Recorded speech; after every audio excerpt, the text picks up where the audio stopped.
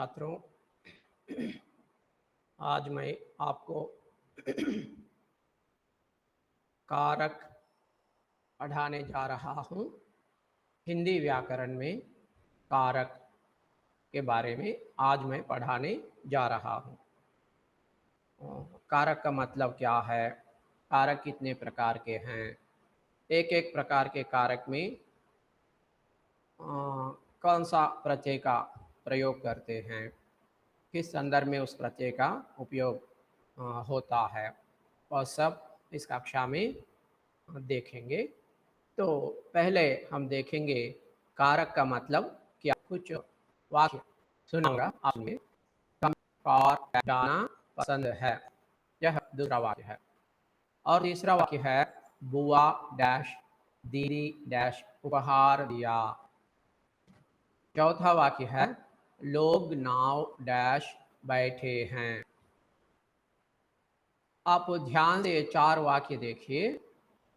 ये चार वाक्य जब आप ध्यान से पढ़ते हैं तो आपको यह पता चलता है कि सभी वाक्यों में कोई ना कोई क्रिया है जिसका संबंध संज्ञा पदों से है, परंतु वाक्यों का अर्थ स्पष्ट नहीं हो रहा है क्योंकि यहाँ परसर्गों का प्रयोग नहीं हुआ है।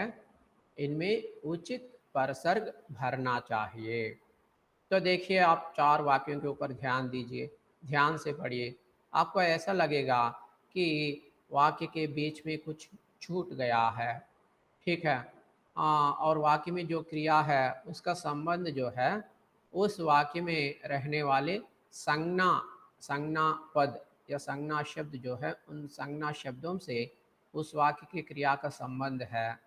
ओके, ऐसा आपको लगता है, लेकिन वाक्यों का अर्थ जो है, वाक्यों का अर्थ आपको स्पष्ट नहीं हो रहा है क्योंकि यहाँ पे क्या हुआ है, यहाँ पे वाक्यों के बीच में किसी भी तरह का परसर्ग या प्रत्यय का प्रयोग नहीं किया गया है। अगर हम इन वाक्यों में बीच में जहाँ पे डैश या रिक्त स्थान है वहाँ पे उचित परसर्ग या प्रत्यय रखते हैं या जोड़ते हैं, तो तब उन वाक्यों से आपको स्पष्ट रूप से अर्थ निकल कर आता है, ठीक है। तो जैसा कि देखिए दिए गए वाक्य में चूहे डैश कमीज कुतर दी, ऐसा है ना। ओके, तो यहाँ पे चूहे के बाद चूहे के बाद चूहा, यहाँ पे देखिए चूहे कमीज कुतर दी। इस वाक्य में चूहे जो है कर्ता है और संज्ञा है, ठीक है, कर्ता है, संज्ञा है। और इस वाक्य में जो क्रिया है कुतर दी क्रिया है, इस क्रिया का संबंध कर्ता के साथ है ऐसा बताने के लिए या इस तरह स्पष्ट होने के लिए हमको क्या करना पड़ता है, कर्ता चूहे के साथ ने प्रत्यय या परसर को जोड़ना पड़ता है। जब आप ने प्रत्यय को इस रिक्त स्थान में भरते हैं, ओके, तब क्या होता है, वाक्य से आपको अर्थ स्पष्ट रूप से हो जाता है। जैसा कि चूहे ने कमीज कुतर दी, ऐसा। और दूसरे वाक्य देखिए, श्रुति डैश कार डैश जाना पसंद है। यहाँ पे रिक्त स्थान जो है इस वाक्य में, वो दोनों रिक्त स्थान को हमको क्या करना है, उचित परसर्ग से भरना है। और इस वाक्य में संज्ञा क्या है, श्रुति, कर्ता और संज्ञा यहाँ पे श्रुति है, श्रुति। और दूसरा है क्या है, कार, श्रुति कार। तो हम क्या कर रहे हैं कि यहाँ पे श्रुति को कार में जाना पसंद है, श्रुति को कार में जाना पसंद है, ऐसा हम रिक्त स्थान को उचित परसर्ग या प्रत्यय से भर रहे हैं। इससे आपको इस वाक्य से स्पष्ट रूप से अर्थ आ रहा है कि नहीं, आ रहा है ना, ठीक है। तो अगले वाक्य देखिए, बुआ डैश दीदी डैश उपहार दिए, बुआ ने दीदी को उपहार दिया, बुआ ने दीदी को उपहार दिया। ऐसा आप रिक्त स्थान को भरने से यह वाक्य संपूर्ण होता है व्याकरण की दृष्टि से, और अर्थ भी स्पष्ट होता है। ठीक है। और ऐसे ही देखिए, लोग नाव बैठे हैं, यहाँ पे लोग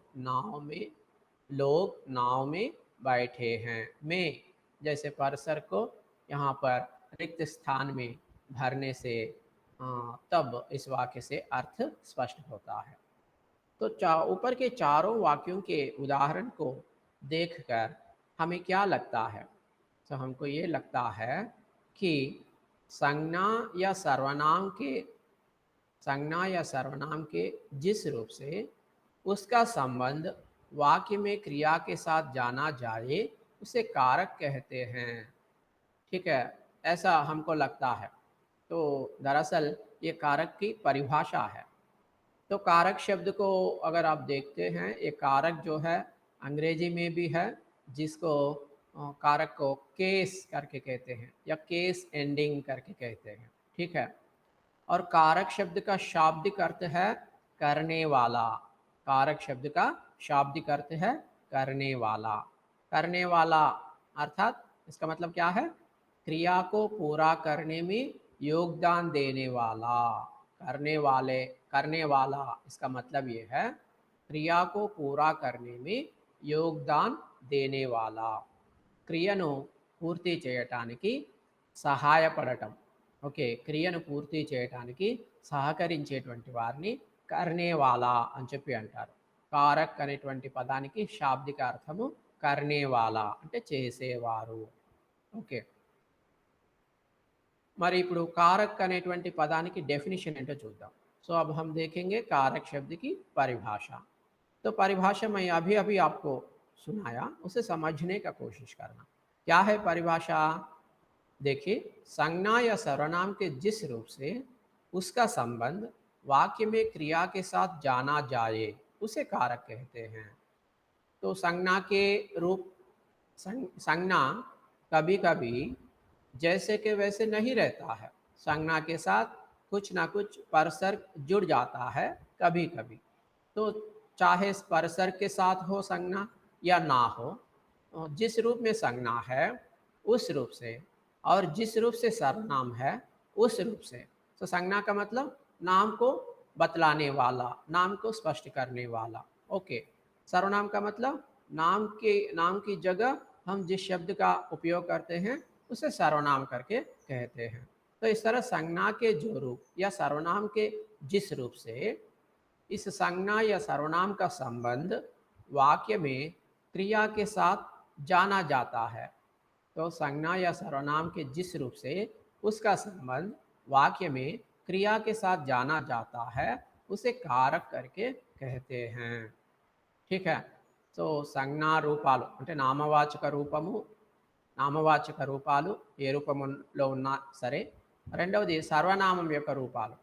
ఓకే, సో ఆ రూపాలు నామవాచక రూపాలు, సర్వనామాల రూపాలు, వాటి యొక్క సంబంధం ఓకే క్రియతో ఉంటుంది. అంటే ఏ నామవాచక రూపాల యొక్క సంబంధం అయితే వాక్యంలో క్రియతో ఉంటుంది అని, లేదా ఏ సర్వనామ రూపాల యొక్క సంబంధం అయితే వాక్యంలో క్రియతో ఉంటుంది ఓకే అనే విషయం మనకు తెలుస్తుందో దాన్ని మనము कारक అని చెప్పి అంటాము.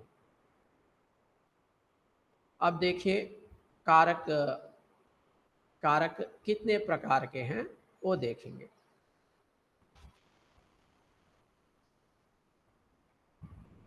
देखिए, कारक 8 प्रकार के हैं। कारक में भेद है। कारक के भेद अगर हम देखते हैं तो कारक के 8 भेद हैं। कारक में 8 प्रकार है। ఈ कारक అనేటువంటిది 8 రకాలు। क्या क्या है वो कारक क्या क्या है? आप एक बार मैं आपको स्क्रीन शेयर करके दिखाऊंगा, आप एक बार देख लीजिए। 8 प्रकार के कारक को एक बार देख लीजिए आप। ओके, तो मैं आपको स्क्रीन शेयर करके दिखाऊंगा।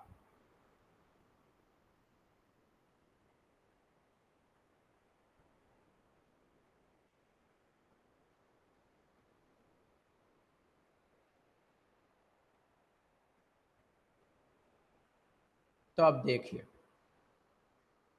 कारक कितने प्रकार के हैं, 8 प्रकार के हैं। तो पहला प्रकार है कर्ता कारक, कर्ता कारक।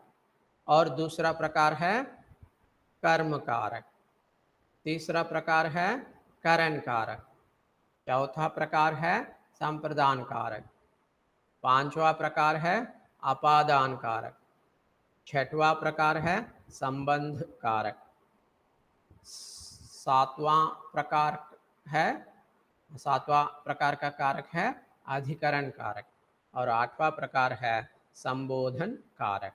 तो फिर से एक बार देख लीजिए, कर्ता कारक, कर्म कारक, करण कारक, संप्रदान कारक, अपादान कारक, संबंध कारक, अधिकरण कारक, संबोधन कारक।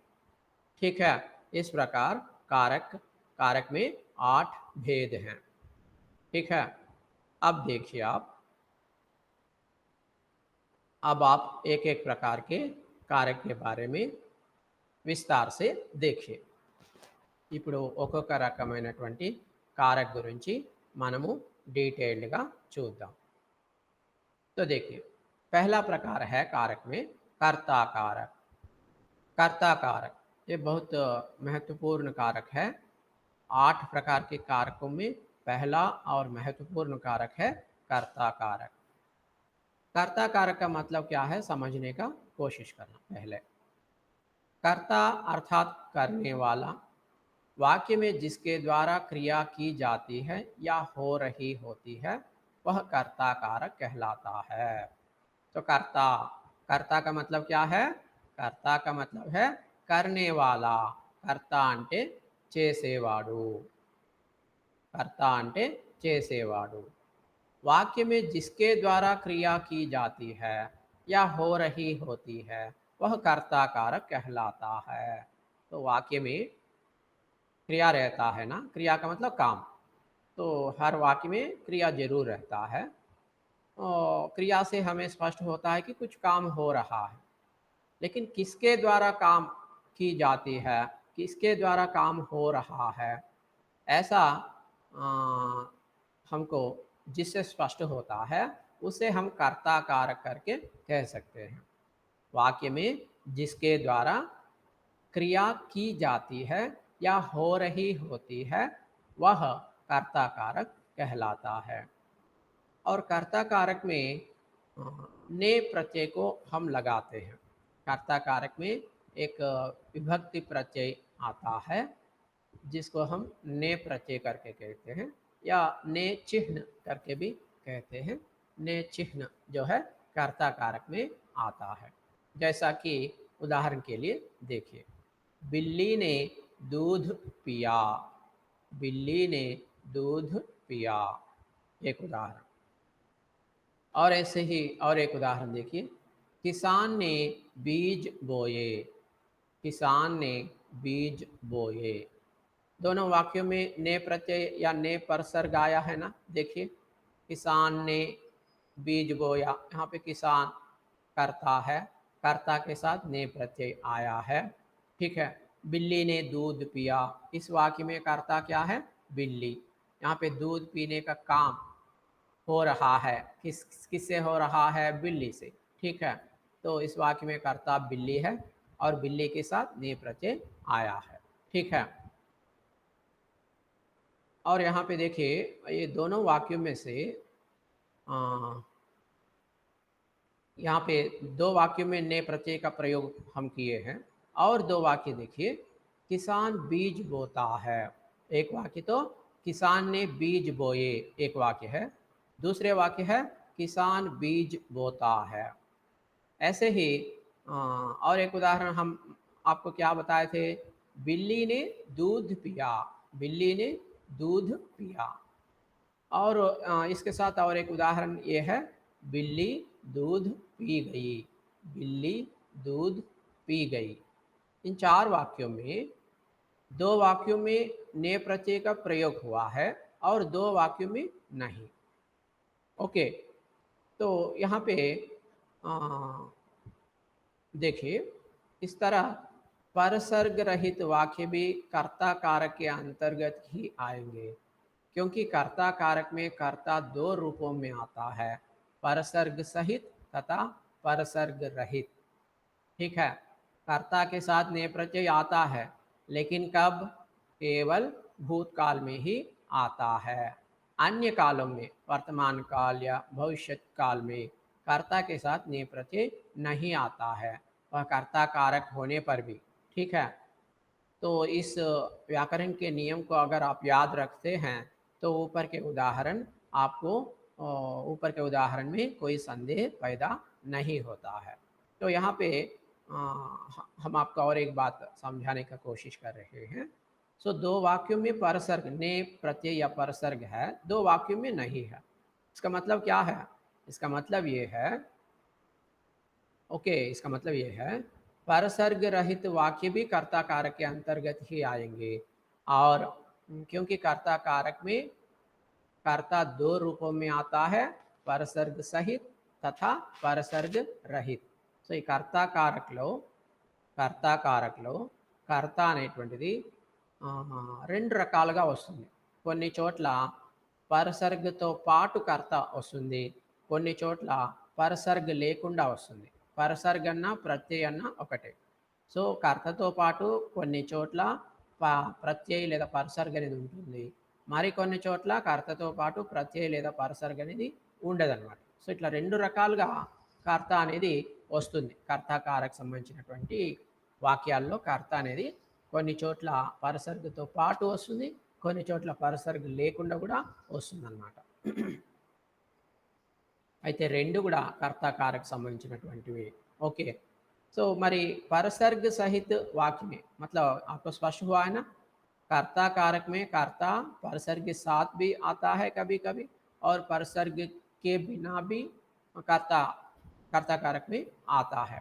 ठीक है, अब देखिए आगे। परसर्ग सहित वाक्य में क्रिया सकर्मक तथा भूतकाल में होती है, इसलिए वहाँ ने परसर्ग का प्रयोग होता है। परसर्ग रहित वाक्य में क्रिया अकर्मक तथा भूतकाल में होती है, इसलिए वहाँ वाक्य परसर्ग रहित होता है। तो ये एक व्याकरण नियम है, तो याद रखें। क्यों एक तरह के कर्ता कारक के वाक्य में कर्ता के साथ ने परसर्ग आया है और दूसरे प्रकार के वाक्य में कर्ता के साथ ने परसर्ग का प्रयोग नहीं हुआ है? इसकी वजह ये है, इसका कारण ये है कि परसर्ग सहित वाक्य में क्रिया सकर्मक तथा भूतकाल में होती है। किस तरह के वाक्य में क्रिया के साथ परसर्ग आता है? किस तरह के वाक्य में आता है? जिस वाक्य में क्रिया सकर्मक होती है और भूतकाल में होती है। जो वाक्य भूतकाल में होती है और क्रिया सकर्मक होती है, उस वाक्य में कर्ता के साथ ने परसर्ग का प्रयोग होता है। ठीक है, यह नियम आप इस नियम के ऊपर आप जरूर ध्यान दीजिए, ये बहुत महत्वपूर्ण नियम है। ने परसर्ग का प्रयोग कब होता है? ने परसर्ग का प्रयोग जब वाक्य भूतकाल में रहता है और उस वाक्य में क्रिया सकर्मक होती है, तब उस वाक्य में कर्ता के साथ ने प्रत्यय का प्रयोग होता है। ठीक है, और दूसरे नियम क्या है? परसर्ग रहित वाक्य में क्रिया अकर्मक तथा भूतकाल में होती है। तो कभी कभी वाक्य जो है भूतकाल में ही होती है, लेकिन उस वाक्य में क्रिया जो है अकर्मक होती है, अकर्मक क्रिया, और वह कर्ता कारक वाक्य ही है। ठीक है, तो यहाँ पर कर्ता के साथ परसर्ग का प्रयोग नहीं होता है।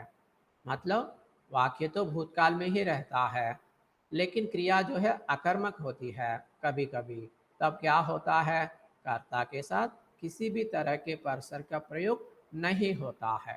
ठीक है, సో అప్పుడప్పుడు ఏమవుతుంది అంటే క్రియ అనేటువంటిది సకర్మకమై ఉండి వాక్యము భూతకాలంలో ఉంటే ఓకే, అప్పుడు కర్తతో పాటు నే అనేటువంటి పరసర్గిని ఉపయోగించడం జరుగుతుంది. అయితే కొన్నిసార్లు వాక్యం భూతకాలంలో ఉన్నప్పటికీ కూడా క్రియ అకర్మకమైనప్పుడు, సకర్మకం కాకుండా అకర్మకమైనప్పుడు కర్తతో పాటు నే అనేటువంటి పరసర్గిని ఉపయోగించటం జరగదు. ఓకే,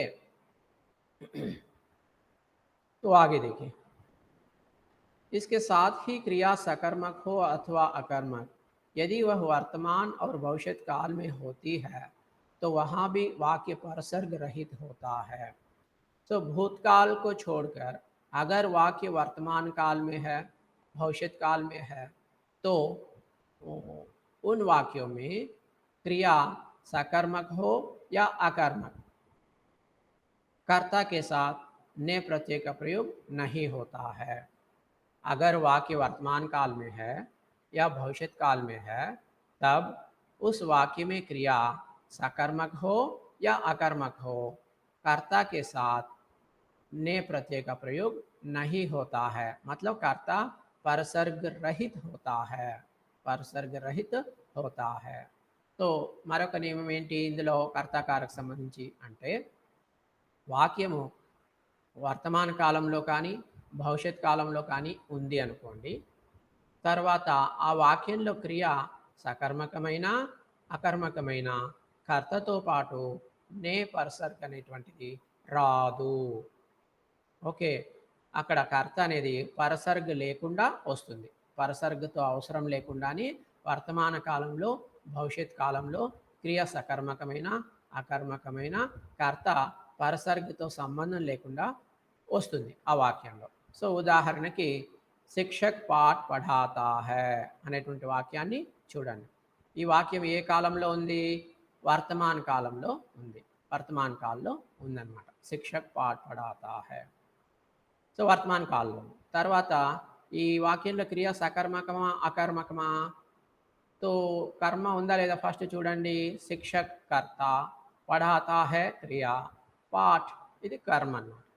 సో కర్మ ఉంది. సో ఇక్కడ క్రియ వచ్చి సకర్మక క్రియ. కాలం ఏ కాలంలో ఉంది? వాక్యము వర్తమాన కాలంలో ఉంది. సో వర్తమాన కాలంలో వాక్యం ఉంది, క్రియ సకర్మకం. సో క్రియ సకర్మకమైన అకర్మకమైన కర్తతో పాటు నే ప్రత్యయ రాదు. ఎందుకంటే ఇది ఇక్కడ ఏమిటి? వర్తమాన కాలం కాబట్టి శిక్షక్ తర్వాత నే అనేటువంటిది రాలేదు. సో यहाँ पे इस उदाहरण में शिक्षक पाठ पढ़ाता है। सो उदाहरण देखते तो इस उदाहरण में क्रिया सकर्मक है और क्रिया वर्तमान काल में है। तो व्याकरण के नियम के अनुसार यहाँ पे ने परसर्ग का लुप्त होता है, ने परसर्ग नहीं आता है। ठीक है, और आगे देखिए, इसी प्रकार बच्चे ने खाना खाया वाक्य को देखिए। इस वाक्य में क्रिया सकर्मक है और भूतकाल में है, तो इसलिए यहाँ पर ने परसर्ग का प्रयोग हुआ है। तो ऊपर के उदाहरण और इस उदाहरण, ये दोनों उदाहरणों का तुलना करके आप देखिए। तो यहाँ पे उदाहरण क्या है? बच्चे ने खाना खाया, बच्चे ने खाना खाया। तो यह वाक्य किस काल में है? यह वाक्य भूतकाल में है और भूतकाल में है, और क्रिया क्या सकर्मक है या अकर्मक है? सकर्मक है, क्योंकि यहाँ पे कर्म है। इस वाक्य में कर्म क्या है? खाना। और खाया क्रिया को देखने से यह भूतकालिक क्रिया है, ऐसा हमें स्पष्ट होता है। सो भूतकाल में है, क्रिया सकर्मक है। तो व्याकरण नियम क्या है? जब वाक्य भूतकाल में होता है और क्रिया सकर्मक होती है, तब कर्ता के साथ ने परसर्ग का प्रयोग होता है। ऐसे एक व्याकरण नियम हम अभी अभी आपको समझाया। तो उस नियम के अनुसार यहाँ पे बच्चे के साथ ने परसर्ग का प्रयोग हुआ है। सो बच्चे ने खाना खाया।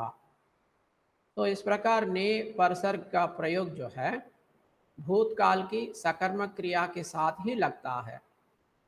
हम आपको भूतकाल का मतलब क्या है और भूतकाल में कितने भेद हैं, एक एक प्रकार के भूतकाल के बारे में आपको इसके पहले वाले कक्षा में समझाए थे। वहाँ पे 6 प्रकार के भूतकाल के बारे में मैं आपको समझाया था। तो 6 प्रकार के भूतकाल में जिस भूतकाल में क्रिया सकर्मक होती है, वहाँ पर उस वाक्य में कर्ता के साथ ने प्रत्यय का प्रयोग होता है। इस नियम को आप जरूर याद रखिए। ठीक है, సో నేను ఇంతకుముందు మీకు భూతకాల్ అంటే ఏంటి, అది ఎన్ని రకాలు, వాటికి ఉదాహరణలు చెప్పటం జరిగింది. అయితే భూత్కాల్లో 6 రకాల భూత్కాలాల గురించి చెప్పాను. అన్ని రకాల భూత్కాలాల్లో కాకుండా కొన్ని రకాల భూత్కాలాల్లో క్రియ సకర్మకమైనప్పుడు కర్తతో పాటు నే ప్రత్యయం వస్తుంది అనేటువంటిది వ్యాకరణ నియమం అన్నమాట. సో దీన్ని గుర్తుపెట్టుకుంటే మీరు నే ప్రత్యయాన్ని నే పర్సర్ని కరెక్ట్గా ఉపయోగించగలుగుతారు. ओके, आगे आगे देखिए।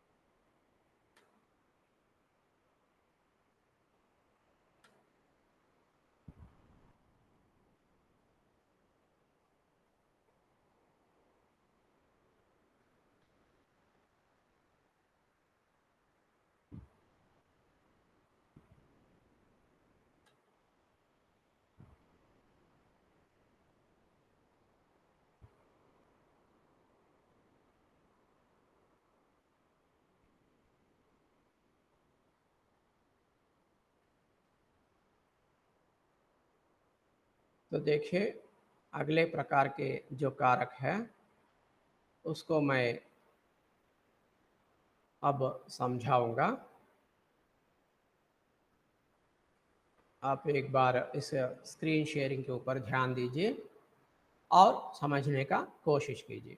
सो दूसरे प्रकार का कारक है कर्म कारक। कर्ता कारक के बाद कर्म कारक। ओके, तो कर्म कारक का मतलब क्या है? संज्ञा या सर्वनाम के जिस पद पर क्रिया का प्रभाव पड़ता है उसे कर्म कारक कहते हैं। तो इसका परसर्ग को होता है।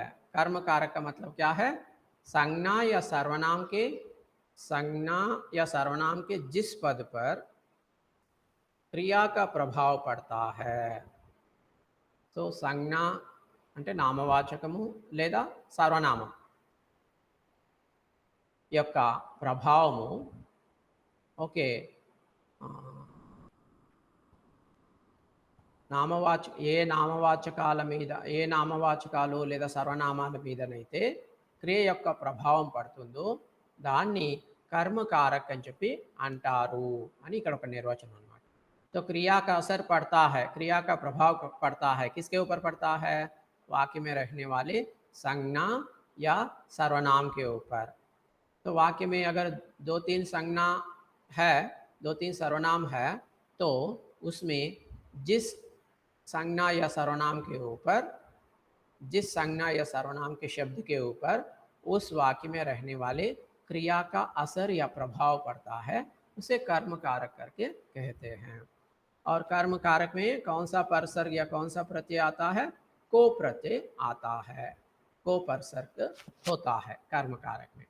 जैसा कि उदाहरण के लिए देखिए, न्यायाधीश ने अपराधी को दंड दिया। न्यायाधीश ने अपराधी को दंड दिया। वाक्य के ऊपर ध्यान दीजिए। इस वाक्य में दंड दिया क्रिया है, दंड दिया क्रिया, और इस क्रिया का प्रभाव, ये दंड, दंड किसको मिला? दंड न्यायाधीश दिए हैं और उस दंड का असर प्रभाव किसको मिला? अपराधी को। उस दंड का असर किसके ऊपर पड़ा? अपराधी के ऊपर पड़ा। अपराधी के ऊपर इस दंड का प्रभाव पड़ रहा है। तो इसीलिए इस वाक्य में अपराधी जो है कर्म है और इस कर्म के साथ कर्म कारक का जो चिन्ह है, जो प्रत्यय है, वो आ रहा है। तो यहाँ पे अपराधी कर्म के साथ को परसर्ग का प्रयोग हुआ है। ठीक है। ऐसे ही पुलिस ने अपराधी को पकड़ लिया। फिर दूसरे उदाहरण में भी देखिए, पकड़ लिया क्रिया है, इस क्रिया का प्रभाव कहाँ किसके ऊपर पड़ रहा है? 2 संज्ञाएं हैं इस वाक्य में, पुलिस और अपराधी। दोनों संज्ञाओं में ये पकड़ लिया क्रिया का प्रभाव किसके ऊपर पड़ रहा है? अपराधी के ऊपर पड़ रहा है। मतलब किसको पकड़ लिया पुलिस ने? अपराधी को। सो पकड़ लिया, ये क्रिया, इस क्रिया का असर जो है अपराधी के ऊपर पड़ रहा है, तो इसीलिए यहाँ पे अपराधी कर्म है और कर्म के साथ को प्रत्यय का प्रयोग यहाँ पे हुआ है। फिर जोकर ने दर्शकों को हंसाया, इस वाक्य के ऊपर ध्यान दीजिए। जोकर ने दर्शकों को हंसाया, हंसाया क्रिया है और इस वाक्य में दो संज्ञाएं हैं, जोकर एक और दर्शकों दो, दो संज्ञाएं हैं। हंसाया क्रिया जो है, इस क्रिया का प्रभाव इन दो संज्ञाओं में दर्शकों के ऊपर है, क्योंकि किसको हंसाया, ऐसा अगर हम सवाल उठाते हैं तो हमें जवाब मिलता है दर्शकों को। दर्शकों को यहाँ पे कर्म है और यहाँ पे कर्म कारक जो को है, कर्म कारक में आने वाले को परसर्ग जो है यहाँ पे कर्म दर्शकों के साथ आया है। और ऐसे ही और एक उदाहरण देखिए, सबने बाजार से पटाखे खरीदे, सबने बाजार से पटाखे खरीदे, खरीदे क्रिया है और इस वाक्य में बाजार, पटाखे, ये दोनों क्या है? संज्ञाएं हैं। और इन दो संज्ञाओं में पटाखे जो है ये संज्ञा, इस संज्ञा के ऊपर खरीदने की क्रिया जो है इसका असर पड़ रहा है, तो इसीलिए ये कर्म है। ठीक है, सबने बाजार से पटाखे खरीदे। ओके, कहाँ से खरीदे, कहाँ से खरीदे, ऐसा अगर हम सवाल उठाते हैं तो बाजार से खरीदे, इस तरह का जवाब आता है। लेकिन देखिए, हाँ ठीक है, बाजार से खरीदे करके जवाब आता है, तो इसीलिए यहाँ पे खरीदने की क्रिया का असर जो है बाजार संज्ञा के ऊपर पड़ रहा है, तो इसीलिए इस संज्ञा के साथ यहाँ पे से जैसे परसर का प्रयोग हुआ है। ठीक है, अब हम देखेंगे इन वाक्यों में, इन चार वाक्यों में अपराधी, दर्शक, पहले वाक्य में अपराधी, ठीक है, तीसरे वाक्य में दर्शक, चौथे वाक्य में पटाखे, क्या है ये सब? कर्म कारक है। और इनमें दंड दिया, पकड़ लिया, हंसाया, खरीदा, ये सब क्रियाएं हैं। इन सब क्रियाओं का प्रभाव अपराधी, दर्शकों, पटाखे पर पड़ता है, अतः ये कर्म कारक के उदाहरण है। ठीक है,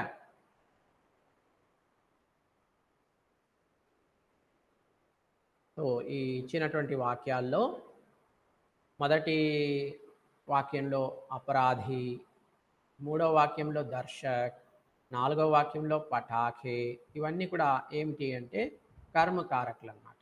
ఓకే, సరే, మరి మొదటి వాక్యంలో ఉండే దండ్ దియా, రెండవ వాక్యంలోని పకడ్ లియా, మూడవ వాక్యంలోని హసాయా, నాలుగవ వాక్యంలోని ఖరీదే, ఇవన్నీ క్రియలు.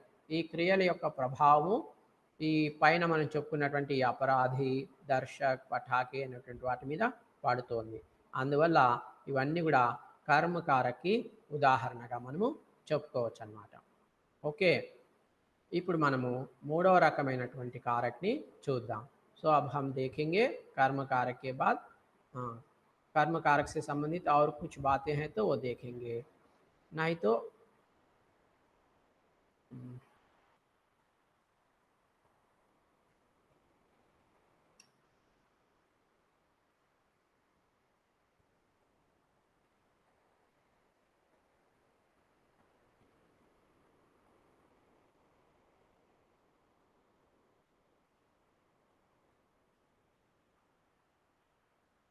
कर्म कारक से संबंधित और कुछ बातें हैं, उसके ऊपर भी ध्यान दीजिए। वाक्य में कर्म की पहचान करने के लिए क्रिया के साथ क्या अथवा किसको लगाकर प्रश्न करने पर जो उत्तर मिलता है वह कर्म कारक होता है। तो देखिए, इस नियम के अनुसार हम किसी भी वाक्य में कर्म कौन सा है, कौन सा शब्द कर्म है, इसको हम पहचान सकते हैं। क्या है ये नियम? ये नियम ये है कर्म को पहचानने के लिए, वाक्य में कर्म को पहचानने के लिए उस वाक्य में जो क्रिया है, क्रिया के साथ हम क्रिया के ऊपर प्रश्न लगाना है, या क्रिया के साथ इस तरह के प्रश्न लगाना है। किस तरह के?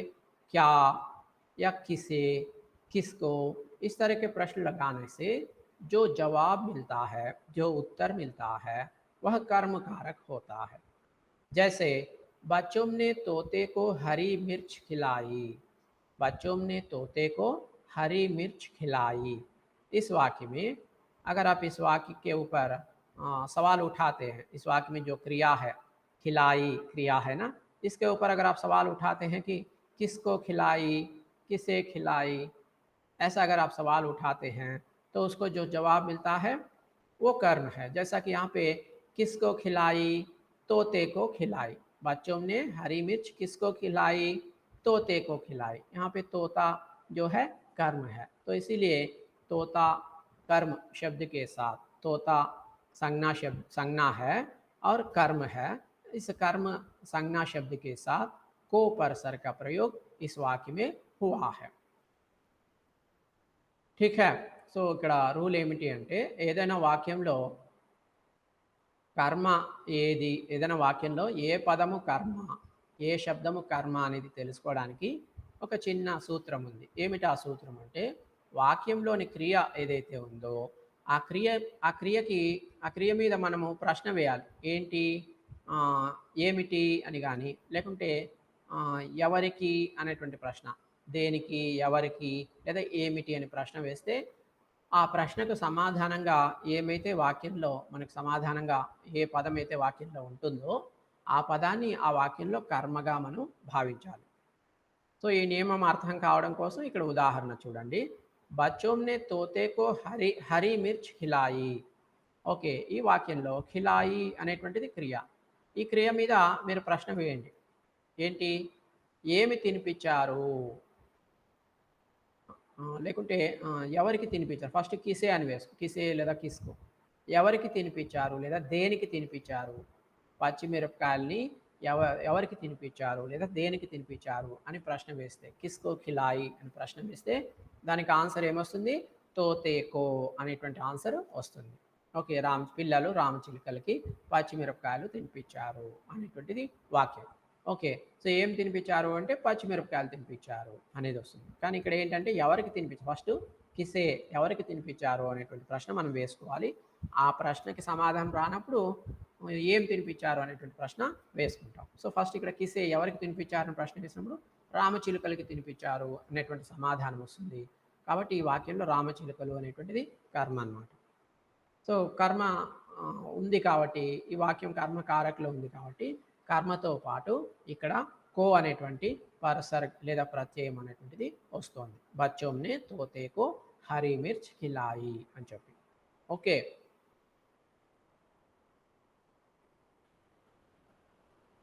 छात्रों इसके साथ आज का पाठ जो है हम समाप्त कर रहे हैं. बाकी पाठ अगले कक्षा में पढ़ाऊंगा.